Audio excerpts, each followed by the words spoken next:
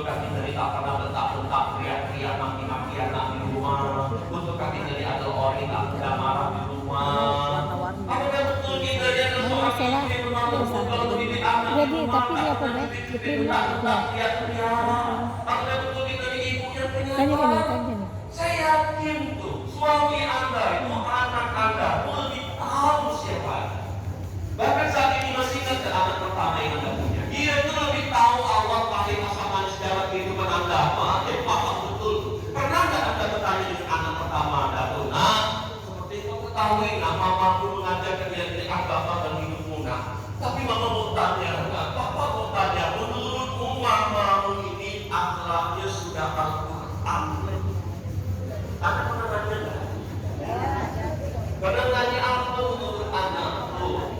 Apakah betul kita dianggap Tuhan sementara boleh jadi di antara kita ada kejadian dulu dia mendidik anak dipukulnya, nak dibantainya sampai pantal bekas dipukul dan keluar anak tua emosi dia terus sempat ditariknya anak tua diseret tidak dipaksa sampai dibuli-buli diikat dikurungnya anak tua.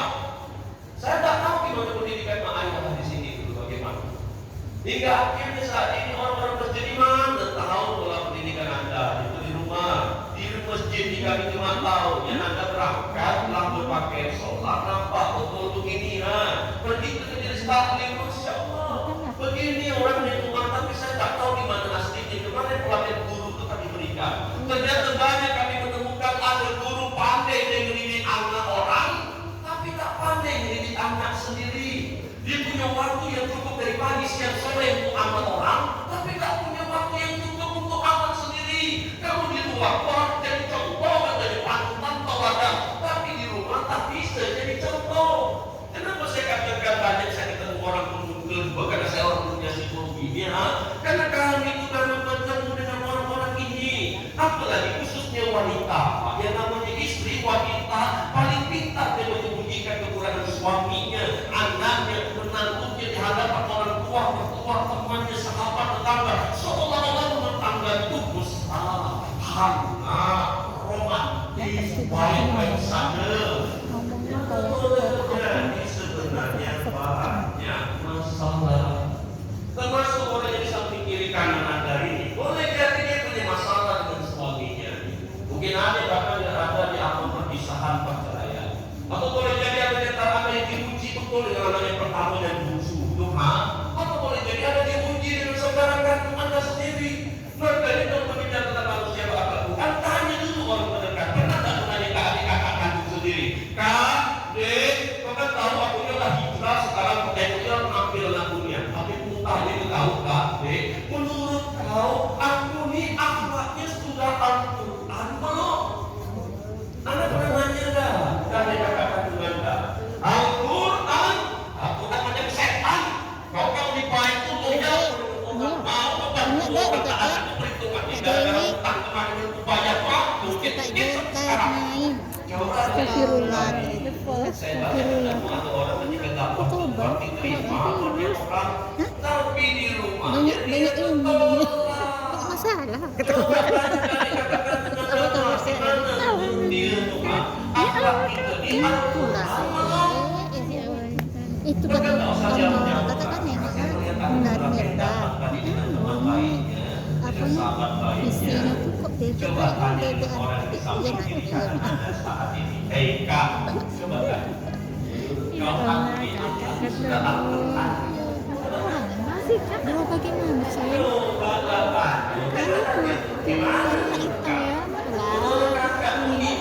lah itu ya sudah lama kakak itu kan nggak ada ngapa-ngapain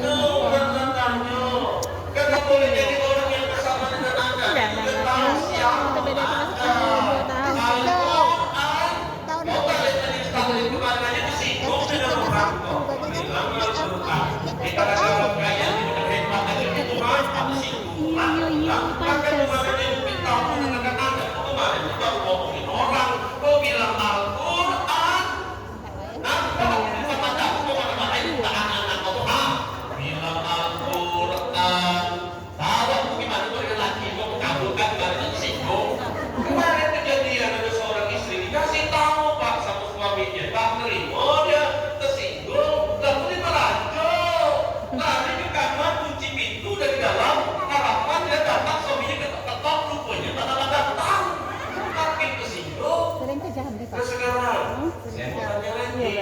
pas yang ada anak Dia orang Pekanbaru. iya, tapi sering ganti kan. Masih ada istri Anak tadi bilang ada di belakang.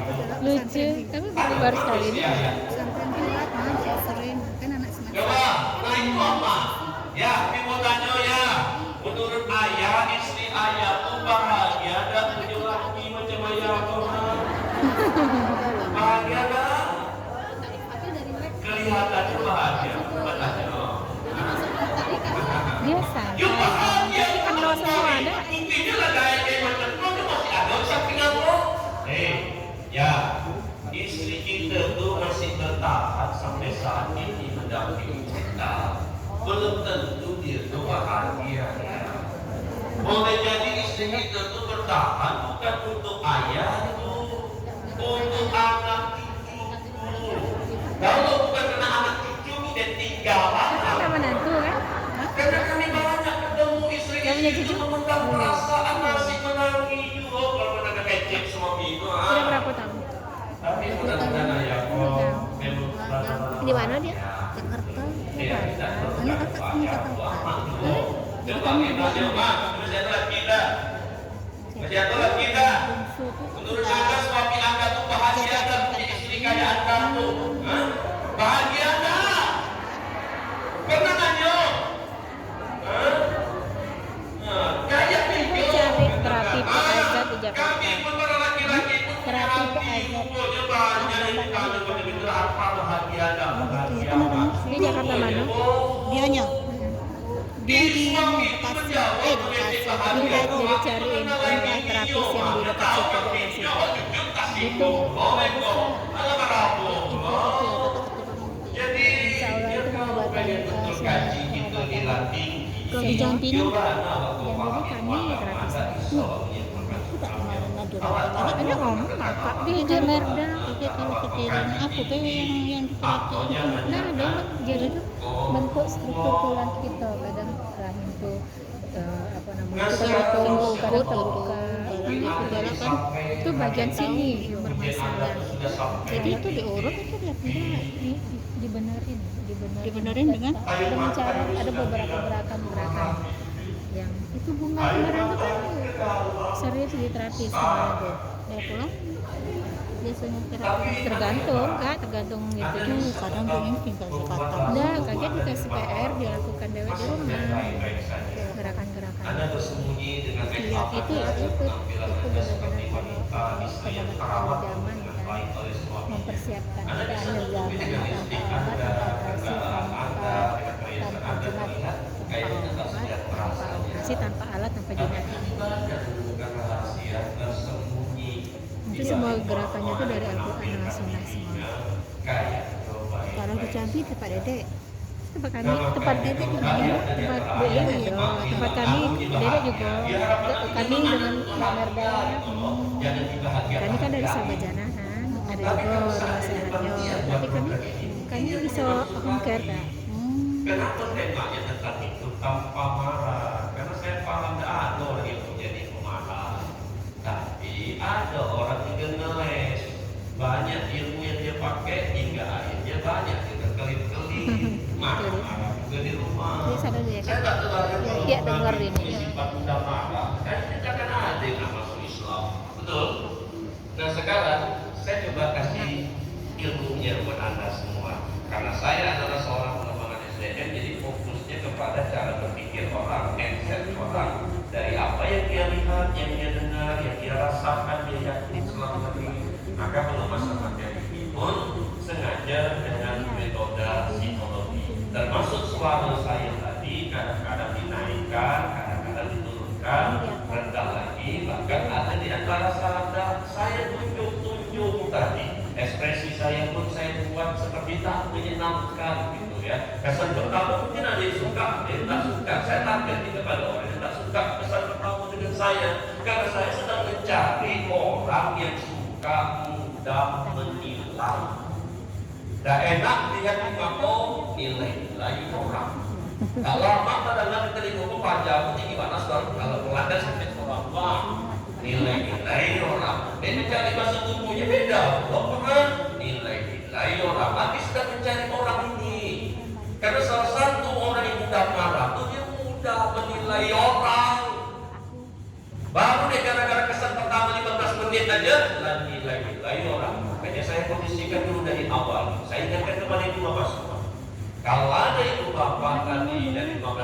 tamu saya muncul, ada yang akhirnya terpancing menilai saya, prasangka buruk sama saya, tanggung jawab dosanya sendiri. 1 menit Anda menilai saya, 1 menit itu dosa Anda jalan terus. 5 menit Anda prasangka buruk sama saya, 5 menit dosa Anda berjalan terus. Sampai selesai acara, dia masih saja pikiran itu, menilai-nilai ini sampai selesai dosa Anda bahkan maaf. Anda coba sebutkan 1 orang yang mana Anda tak suka dengan dia. 1 minggu dan lalu kejadiannya, tapi masih sampai saat ini Anda menilai-nilai dia prasangka buruk sampai 1 minggu dosa Anda berjalan terus. Makanya saya cuma minta pertanggungjawaban, mana buktinya Anda kaji tinggi, kenapa masih mudah nilai orang? Di mana buktinya Anda rajin sholat berjamaah tepat waktu, masih juga mudah prasangka buruk sama orang? Anda katakan Anda tuh punya mantu, punya karomah, mana bukti Anda punya karomah? Kenapa masih mudah menilai orang? Anda ngaku Anda rajin puasa mengendalikan diri hawa nafsu 30 hari lamanya, kenapa kok masih berprasangka buruk sama orang? Maka saya ingin memposisikan hari ini, yang ayah datang hari ini para ustazah, para ustaz semuanya, karena saya merasakan orang Indonesia ini tak mau, tak dianggap, tak diperhitungkan, tak dinomong. Ya sudahlah, ini saya memposisikan ini para ustazah semua, ini bapak-bapak, ini para ustaz. Jadi di Indonesia ini ustaz-ustazah itu diberikan kepada orang yang kualitasnya begini. Cuma saya itu banyak menemukan cuma merasa. Jadi kalau lumana kaji waktu tinggi, jangan mudah menilai orang. Kalau lumana waktu rajin sholat selalu lagi prasangka baik, subuh, zuhur, maghrib, isya, duha, pasti kita bentuk kebiasaan. Kita tak mudah prasangka buruk sama orang. Apa kita tak bingung? Kenapa ada orang rajin ke masjid, pulang dari masjid, tak ada bahan berbicara, basa-basi, ujung-ujungnya ngomongin orang. Lalu dari majelis taklim akhirnya terpancing lagi. Taklim kan buat suasana itu cair, ujung-ujungnya ngomongin orang. Sementara waktu klaim diri ibu majelis taklim, mengklaim diri orang masjid, itu bikin malu jemaah. Jadi kalau yang orang masjid majelis taklim, ya tunjukkan mana awak orang majelis taklim, tunjukkan mana awak orang masjid. Jadi kalau seandainya orang-orang di luar sana itu pun bertanya, cobalah kita bikin tetangga kan. Pernahkah Anda bertanya dengan tetangga-tetangga Anda di luar sana? Hei tetangga-tetangga, lah 20 tahun kita hidup bersama di sini. Menurut kalian, kami ini keluarga akhlaknya lah Al-Quran belum? Pernah ada nanya tetangga.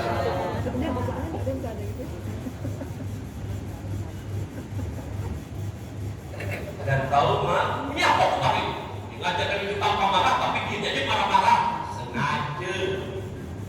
Nah tadi itu bilang, nak mencari orang yang mudah nilai tadi itu takutnya malah tarik dari sini masih ke udah nilai orang lebih baik latih di sini. Kalau memang prasangka buruk dari sama aku, ada yang tersinggung tadi, berani tak jujur. Banyak orang tak mau jujur, takut dinilai orang nanti itu punya prasangka buruk sama ustaz sangka. Akhirnya dia bersembunyi, tak mau dicerita jujur karena dia tak mau namanya buruk. Akhirnya dia cuma menyimpan saja. Dan bahkan kalau tak paham, di dalam dengan dia bohongan, ada yang merajuk balik. Ya alhamdulillah kalau baliknya dia kuat, takutnya dipuji lagi sama Allah. Ngamuk pula di rumah saja. Lah aku tak terpancing yang mesti di masjid, kau belum nama-nama lagi ngamuk di rumah. Mak ini bukan kajian umum ya, ini pelatihan. Jadi yang namanya pelatihan itu kan ahli orang kejiwaan. Jadi dia mencoba. Karena saya punya ibu usia 74 tahun, dia membongkar rahasia perasaan seorang ibu. Saya punya ayah wafat usia 82 tahun kemarin, dia orang masjid mah. Dia membongkar rahasia orang masjid, termasuk khotibnya, imamnya, pengurusnya. Karena kami ini menemukan di Indonesia, waktu pelatihan manajemen masjid, kami menemukan kasus ada jamaah masjid tak suka sama imamnya. Dan ada pula imam yang tak suka dengan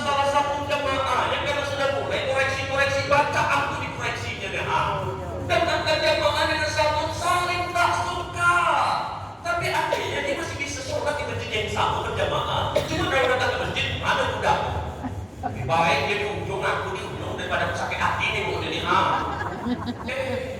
ternyata kejadian juga di dalam DKM masjidnya ada anggota DKM tak suka sama ketuanya. Ketuanya itu tak suka dengan salah satu anggota loh, ya. Dan anggota saling tak suka sama. Padahal dikenal jamaah para ustaz, dikenal orang-orang tuh maaf satu-satu ingin besarkan mampukan masjid yang sama. Kok bisa begitu? Maka kami temukan di sekolah yayasan sekolah ada guru yang tak suka dengan kepala sekolah. Kepala sekolahnya mulai tak suka dengan salah satu guru. Gimana cara mempastikan guru dia? Dan antara guru yang satu saling tak suka pada sama-sama jemput rezeki di tempat yang sama, mengajar di tempat yang sama. Terjadi juga ketika Pak ada karyawan tak suka dengan ketuanya, ketua mulai tak nyaman, akhirnya antara karyawan itu saling tak suka. Saya tak berbicara tentang yang begitu luas, dan ternyata kami menelusuri ini pun terjadi di rumah. Adalah istri mulai meragukan, kayaknya tulang rusukku ini tertukar. Kayaknya dia bukan suamiku nih yang ditakdirkan Allah. Karena Allah tak mungkin suamikan. Tapi itu yang kurasa. Ya karena mulai jadi ada seorang ayah, saat ini mulai tak suka dengan salah satu anaknya. Anak pun mulai merasa tak nyaman dengan kelakuan orang tuanya. Bahkan mohon maaf, bisikan tertinggi kemarahan ini berujung kepada pembunuhan. Rupanya ada anak bunuh orang tua. Anda masih ingat patah benda itu kemarin pecah. Rupanya anak salah satu disimpannya benda yang patah tadi itu begitu padan yang besar. Dia nak bunuh mak bapaknya masuk di dalam kejadian karena saya membina narapidana di Indonesia. Dan ada pula anak yang bunuh ibunya, saudara kandungnya, ada orang tua juga bunuh anaknya. Mudah-mudahan tak sampai di titik itulah, karena saya rasa anak anda juga anak yang baik, suami anda juga suami yang baik. Ujiannya aja yang kami pengen tegakkan agar anda tak salah dalam menyikapinya. Oleh karena itu, boleh saya bantu cara berpikir anda, karena saya khawatir anda memiliki cara berpikir yang menurut anda benar dan tidak keliru. Karena di Indonesia ini banyak gurunya, tapi saya memahami dunia pendidikan. Guru yang satu ketika ditanya perkara A beda, tanya yang kedua ini beda bro, tanya yang keempatnya beda bro. Kami pada dali pun begitu pula. Kami pun dekat berbeda-beda. Jadi daripada anda ini menjadi korban orang-orang yang memiliki pendapat sendiri, saya khawatir anda tak ketemu jawaban yang benar. Makanya hari ini saya dibantu anda. Mudah-mudahan anda menemukan jawaban yang anda cari selama ini. Khususnya tentang mana? Boleh? Boleh? Saya rasa anda cukup cerdas semua. Di sini tidak mudah dipengaruhi oleh orang. Saya ingin anda menemukan kebenaran itu sendiri, bukan karena diprovokasi oleh orang. Saya cuma menyampaikan sesuatu. Silakan anda sebagai orang dewasa mencerna ini dengan baik. Maka sebelum saya menjelaskan ilmunya, saya mau tanya dulu. Makanya saya butuh anda jujur ya tentang bab marah saja. Saya menemukan hampir merata di Indonesia ini bilang marah itu boleh aku paling asalkan pada tempatnya. Kalau beri marah tak perlu marah sembarangan, kalau pulang merasa pada tempatnya baru marah. Nah, maka saya ingin anda jujur. Siapa di antara ibu bapak di sini yang setuju dengan pendapat tadi? Marah itu boleh asalkan pada tempatnya. Coba. Satu, dua. Anda jangan lihat kiri dan kanan dong. Kalau anda merasa itu orang yang marah pada tempatnya selama ini, jujur dong. Kalau tidak jujur dosa lagi dong. Coba siapa yang setuju marah itu boleh asalkan pada tempatnya. 1, 2, 3, 4, 5, 6, 7, 8, 9, 10, 11. Nah ini bukti anda tak kenal Tuhan. Pak, perhatikan ya teknik kami tadi. Nah, wajah agak sedikit jarang, jari telunjuk menunjuk suara tak menyenangkan tuh. Itu tuh sengaja untuk menyinggung anda. Khawatirnya memang anda terbiasa begitu, kayak apa ngomong ke situ. Jadi saya lagi. Kenapa saya katakan begitu? Lihat coba reaksinya tadi. Ayah bisa lihat reaksinya. Waktu saya bilang itu bukti anda tak kenal Tuhan. Ada 3 reaksi jemaah saya secara spontan. Yang pertama tadi ketawa ya. Reaksi pertama. Yang kedua, diam. Yang ketiga, tidur. Semua pendidikan soalnya. Saya tertarik dengan orang yang ketiga. Kalau ada di antara Anda yang tak setuju, ya sudah, saya buktikan saja. Orang Sumatera itu dikenal tak suka dengan orang yang banyak ngomong, mana buktinya? Ya sudah, saya buktikan. Kenapa saya berani menyampaikan tadi? Dan saya mendapatkan data yang cukup di Indonesia. Kalau ada di antara Anda tadi berkata, marah itu boleh aku balik asalkan tak tempatnya. Kenapa saya katakan itu bukti adalah kehendak Tuhan? Bukti. Saya buktikan. Dari mana Anda belajar? Marah itu boleh asalkan pada tempatnya. Siapa ustaz yang ajarkan? Coba sebutkan nama. Pondok pesantren mana? Coba sampaikan. Saya paham, yang saya khawatirkan Anda salah paham. Sekarang ini saya bertanya dulu. Apakah Anda pernah mendengarkan Allah itu berfirman di dalam Al-Quran? Wahai hambaku, sesungguhnya marah itu boleh asalkan pada tempatnya.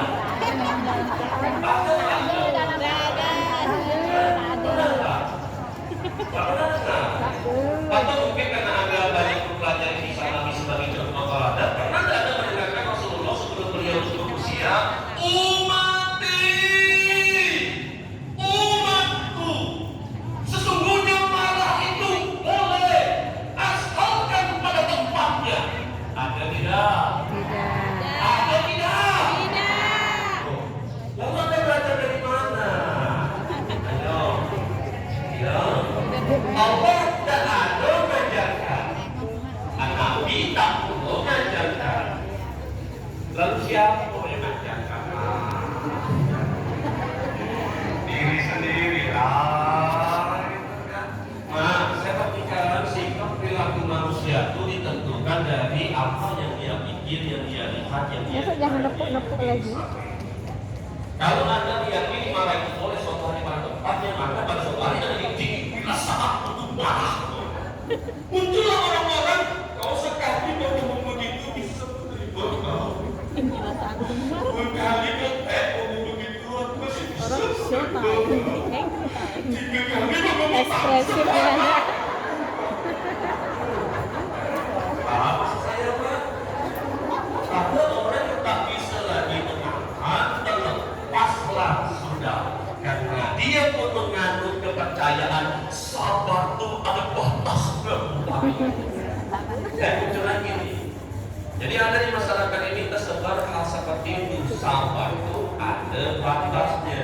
Ada yang setuju tidak? Tidak.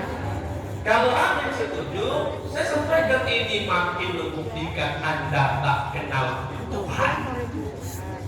Pernah Anda mendengarkan Allah berfirman kembali, wahai hambaku, sesungguhnya sabar itu ada batasnya. Ada tak? Tidak.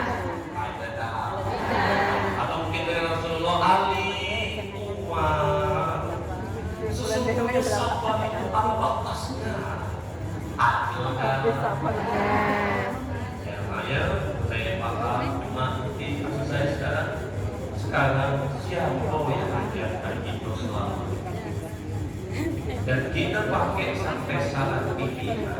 Nah sekarang saya coba angkat begini, karena di sini sebagian ada orang yang intelektual, bahkan kemarin saya sebagai orang psikologi sendiri tidak begini. Aku tadi kita bisa bersama orang psikologi, maka tuh adik positif, maka negatif. Saya paham, tapi saya khawatirkan kalau salah paham, nanti dengarkan terus sampai selesai. Dia mau mengerti. Oh, tidak bisa berbalik, tidak bisa bersama orang yang berada di agama. Dalam agama itu ada yang pakai dimakan, yang diwajibkan, yang disunahkan. Lalu saya, cuma mari kita dengar dulu, biar nanti dapat kita simpulkan. Boleh? Boleh, Ma? Bisa sabar mendengar? Memang harus dilatih sabarnya. Coba jadi begitu. Oh, ada orang begitu. Reaksi Ma ada yang menyandarkan badan gede karena energi ya guna kebak. Adik masih berharap apa? Kita cari kebenaran saja. Dan Jangan Anda prasangka buruk dulu. Kalau ada sesuatu yang bertentangan dengan Anda, karena prasangka buruk itu jelas dosa. Dengarkan, ya. Baik, saya lanjutkan. Kenapa saya katakan demikian? Karena saya khawatirnya Anda mudah dipengaruhi orang selama ini. Anda katakan manusiawi yang pemerintah. Ini bawa-bawalah bahasa manusiawi. Kenapa? Sekarang gini, kalau saya pahami, kita di guru lah beda-beda latar belakang kita ini. Itulah jelas teman. Pendidikan kita juga lah beda-beda. Nah, mungkin saya membawa satu pemikiran di sini ya. Kalau karena saya paham apa yang dimasukin oleh orang, guru, teman, sahabat, para pakar, para ahli itu menentukan cara Anda menjalani hidup Anda. Hanya saat ini saya tak mau dulu bawa-bawa pendapat para guru, para ustaz, para kiai, para ulama, kalau seandainya Anda tak lewati dulu menurut Allah sendiri gimana? Saya khawatirnya Anda lebih banyak pakai bahasa kami pada dai, tapi bahasa Allah tak Anda pakai. Anda lebih percaya dengan kami yang latar belakangnya dari luar negeri, sana pendidikan, tapi Anda tak pakai kata Allah. Nah ini saya khawatirnya di situ kami temukan. Sekarang begini aja, biar kita tak beda pendapatnya, ribut-ribut aja dari dulu, lah jelas Allah bilang Tuhan, sampaikan ke Nabi itu suatu hari nanti umat akan terbagi menjadi beberapa orang dan masing-masing menjadi yang merasa lebih baik. Lah, Anda tahu seharusnya Anda itu lebih paham. Tapi kan ingat tadi, pernah menyampaikan pesan, tapi baru siapa itu pada tempat telah akan meninggalkan, bahkan akan pernah tersesat melakukan kasih jawaban sebetulnya kita ini yang penting dari pengaruh orang. Nah sekarang, mari kita tanya sama Allah tentang bab marah ini. Tanya sama Allah, ya Allah, bagaimana sebenarnya tentang marah ini? Maka kalau Anda tanya ke Allah menyampaikan, barang siapa yang menahan nafsu amarahnya, surgalah tempatnya.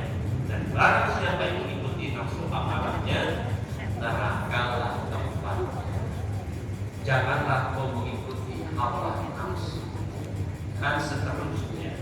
Anda pernah sering dengar itu kan? Kenapa kok bunyinya beda? Kalau Allah bilang tahan amarah, itulah orang-orang yang bertakwa.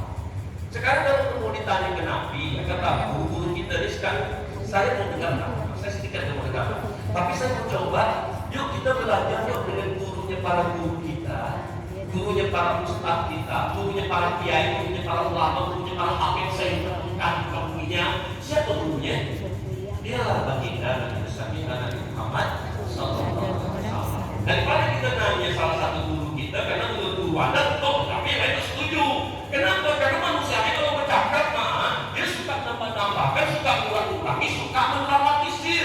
Baik-baik kita nanya sama Nabi, ya Rasulullah, apakah amalan yang paling utama? Jangan marah. Apakah amalan yang paling utama? Jangan marah. Apakah amalan yang paling jangan marah? Orang hebat, orang kuat itu bukan orang yang bergolak, tapi orang yang mampu menahan nafsu amarah. Jelas kan?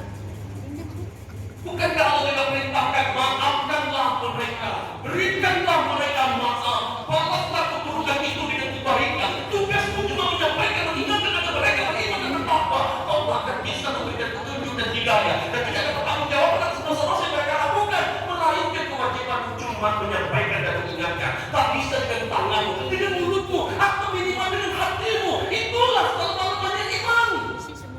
Betul kan? Nah kalau bertanya dengan Allah itu enak, bertanya dengan Nabi itu enak. Nah sekarang aku lagi biasa. Tapi aku kata biarkan ditolongkan Allah ini. Saya membahas saya paham betul orang Sumatera. Kalau bicara tentang membela agama Allah, melakukan perasaan orang lebih dengan kapal, naik pesawat, tapi rombongan itu mendekat Allah, tak angkat. Tapi kita khawatirkan kita itu salah paham. Saya coba dengarkan satu kisah dulu ya, kisah tentang seorang sahabat di medan perang. Ini bukan masalah marah itu cuma karena diejek orang, disinggung orang, difitnah orang, dimarah dia sampai ke tingkat peperangan. Tapi kita coba lihat perang Nabi itu seperti apa. Pada suatu hari sahabat yang bernama Ali berperang di medan perang dengan pedangnya yang gagah dan besar itu. Dia kejar musuhnya, terpental-pental musuhnya. Saat musuhnya terpental, diangkatnya pedangnya itu dia akan tebas pada leher musuhnya. Tapi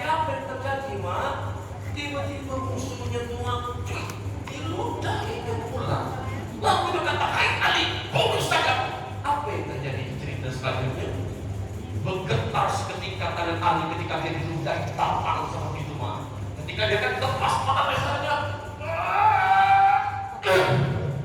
dia lempar pedangnya jauh-jauh lalu dia berkata, aku tidak akan pernah membunuhmu dengan hawa nafsuku. Ini yang dia terungkap. Bagaimana mungkin kau mampu mengalahkan musuhmu? Musuh terbesarmu saja tak mampu kau kalahkan. Siapa musuh terbesar kita? Ternyata di zaman berperang para nabi ada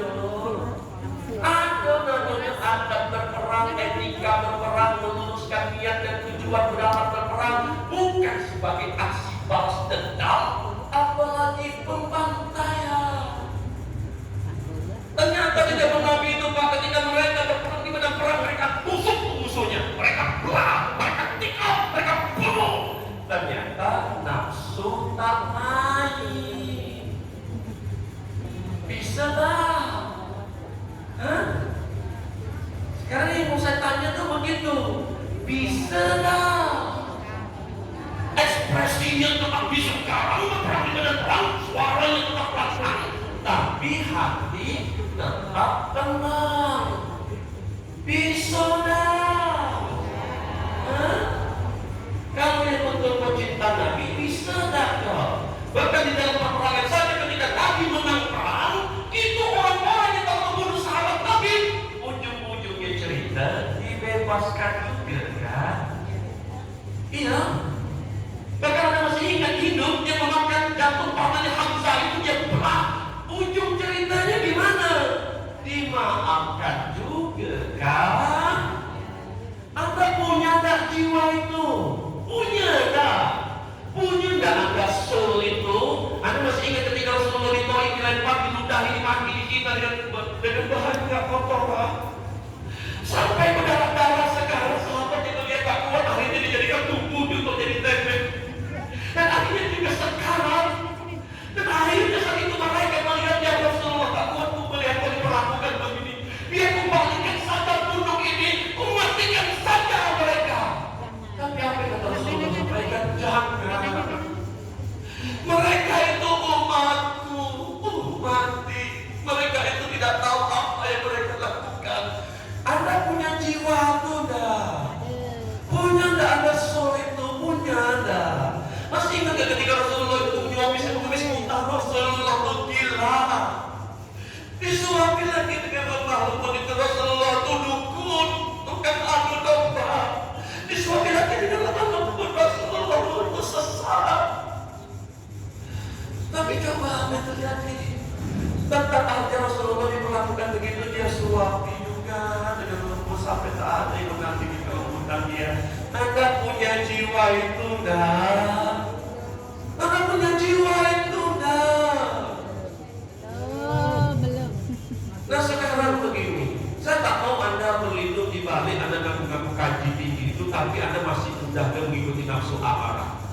Dalam agama ini kita Islam itu diminta untuk belajar menerima Islam itu secara kafah, betul kan? Betul tidak?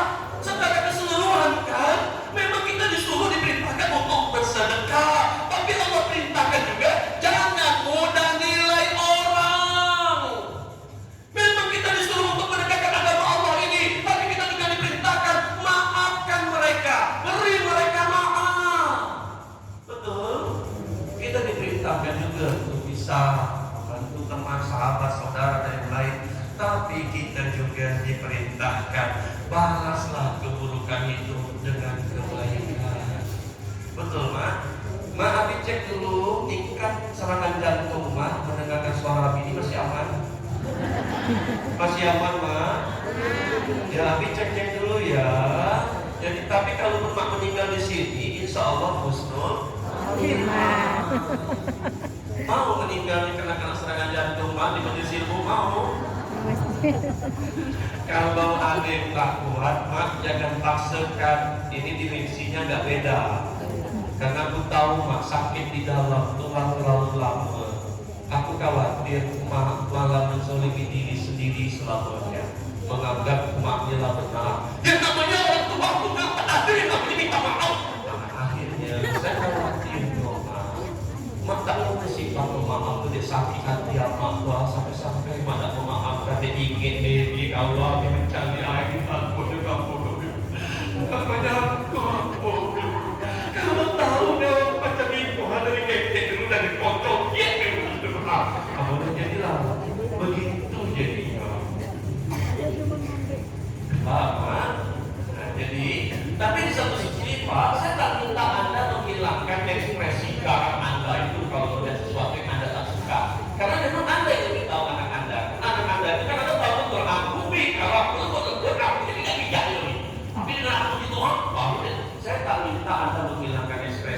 itu tidak, bukan itu target saja.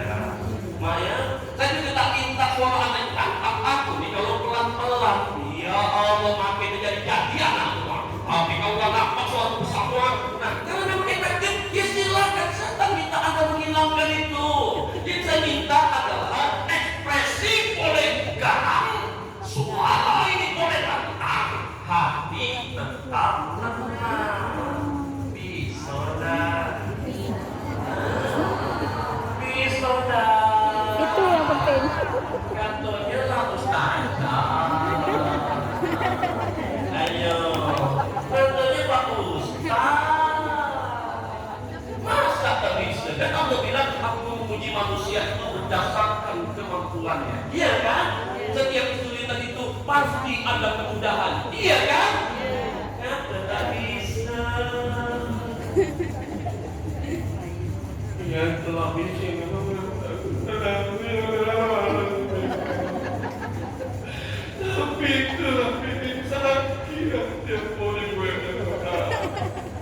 Jadi kaitan sama Allah tak boleh Pak punya penyakit hati itu yo. Berarti yang salah itu bukan orang, maaf Pak. Yang sakit kasih doang, sakit doang. Ayo lama-lama tak terima, lama dibuang pulang balik. Atau lama-lama jadi pasti doang, atau satunya mati lah. Jangan marah. Dengan itu kan tempat mau maaf karena memang waktu pengen orang itu mungkin jawab doang. Tapi Bapak nanti kita kata apa rasanya kenapa kita tuh lagi punya orang baik masih juga diperlukan sama Allah. Nah sekarang saya kasih dulu. Lalu terjadi lagi. Aku hari ini dia kan terus mungkin tanpa marah. Mari kita coba. Oke, boleh bercoba. Tapi dengarkan cerita ini. Kemarin saya diundang oleh Gelinter untuk memberikan pelatihan hidup tanpa marah. Apakah menurut Anda polisi ketika belajar hidup tanpa marah lalu polisi dan tentara itu jadi alay gitu, jadi lebay? Kami Gelinter Polri TNI sudah belajar hidup tanpa marah. Ketika dia menghadapi musuh, kami belajar hidup tanpa marah. Mati kau. Apa Anda pikir tentara itu jadi alay? Kami belajar hidup tanpa marah. Kau apa Anda pikir begitu? Tidak, Mak. Perhatikan. Rupanya TNI ketika belajar hidup tanpa marah tentang Polri itu demikian, bukan rupanya makin gagal ya. Mati ternyata mereka makin gagal, makin kuat. Karena Muslim yang kuat itu lebih dicintai daripada Muslim yang lemah. Hanya ini tak main. Bisa dah. Siapa Minang di Siko? Oke tangannya, dibuka rahasia sebenarnya. Siapa Minang? Yang orang Minang lain mengerti kalau orang Minang, lain mengerti tidak? Lain mengerti kecil orang Minang, lain mengerti tidak? Jambi, udah kalau mengerti kecil orang Minang, orang Jambi mah. Akhirnya, Masya Allah, rupanya terbuka rahasia Sumatera Barat itu. Kami orang Minang Adono, Surau dan Sine terbuka di sini doa rahasia terhadap semua. Rupanya kami orang bela diri itu diajarkan silat itu bukan untuk ilmu berkelahi, tapi ilmu mengendalikan diri. Dan saya terbuka rahasia bapak-bapak. Pak, masih pernah kete-kete dulu ya 6 tahun SD dulu. Mana sih berapa SD? Pernah berkelahi nggak bercakap waktu kecil dulu Pak? Nah perhatikan Pak, laki-laki ini kalau berkelahi waktu kecil tuh maaf. Masih ingat Pak? Suasana perasaan masih ingat munculkan kembali. Ya kalau perempuan dicuci-cucinya langsung terhenti yang ini. Masih ingat? Bapak masih ingat berkelahi kecil? Pak, coba waktu kita berkelahi di masa kecil Pak, kalau awak tak pandai bela diri, awak mukul tuh membabi buta. Ketika awak mukul membabi buta, tapi jantung tuh dan ketika mukul tuh tidak bertenaga, betul enggak? Dan gerakan kita mudah dibaca oleh lawan, betul Pak? Tapi berbeda dengan orang yang profesional. Makanya ketika ada orang-orang yang amatiran baru main bela diri berhadapan dengan orang profesional, dia mengamuk-ngamuk macam begitu, tapi orang profesional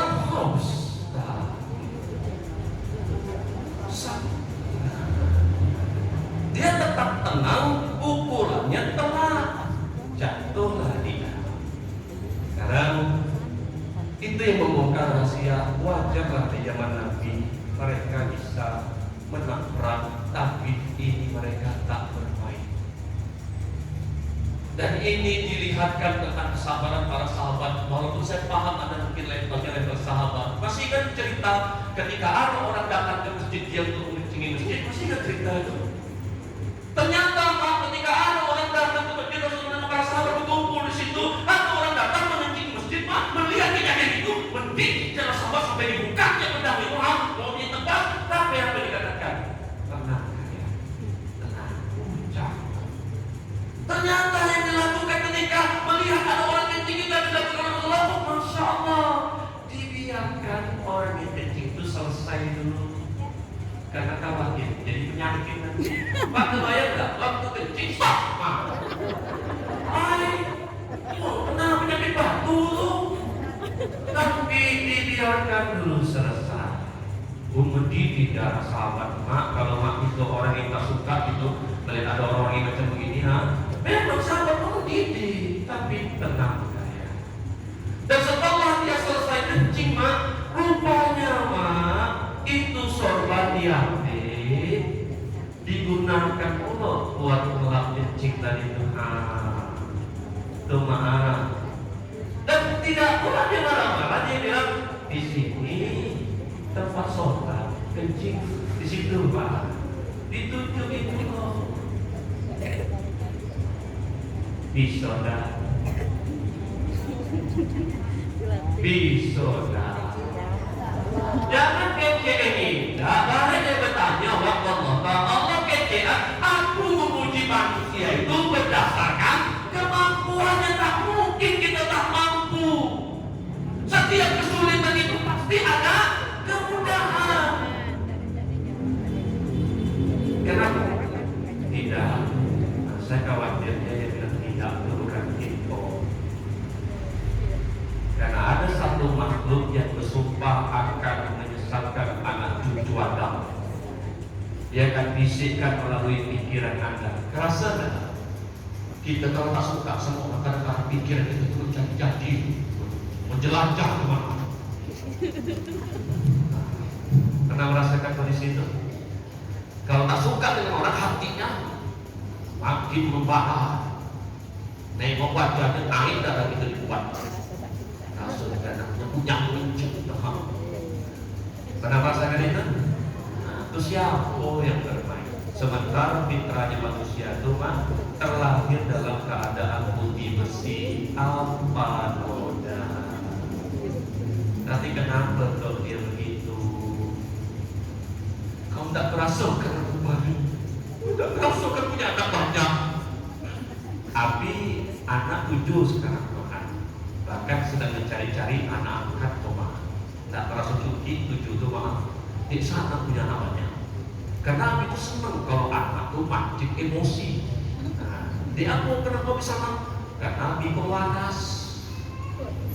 Waras kecil. Saya senang kalau anak mancing emosi itu mah. Nah sekarang coba cari apa penyebab Abi itu senang. Kalaulah Allah tidak mengecek sesuatu janji, Abi mungkin Abi tidak akan senang sama jamaah. Allah itu mengecek macam itu barang siapa menahan nafsu amarahnya, maka surgalah tempatnya. Betul? Ternyata ketika kita pulang ke rumah, siapa yang paling sering mancing emosi kita? Ketika anak mancing emosi, paham, surgalah tempatnya. Mancing lagi, paham, surgalah tempatnya. Apa pula dia wallahi, surgalah tempatnya. Jadi sekarang dimulainya, kalau Anda menemukan kondisi anak mancing emosi, suami mancing emosi Anda, sebenarnya kondisi itu menguntungkan atau merugikan? Menguntungkan atau merugikan? Nah, kalau merasa menguntungkan, reaksinya gimana? Alhamdulillah.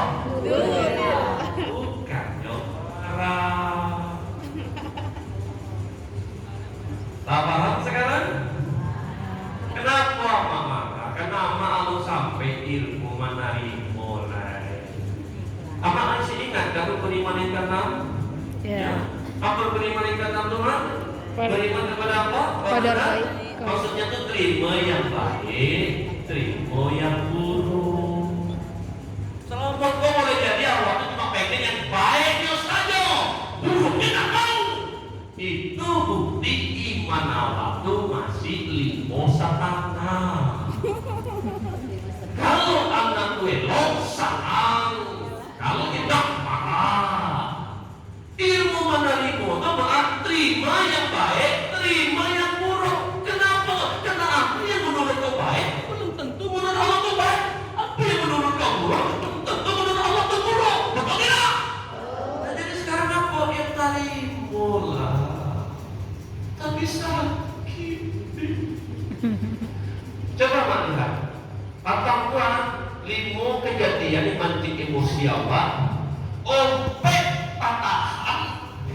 Satu got alam ya Allah. Lama bulan-bulan aku menjaga dakwah. Tetap cium.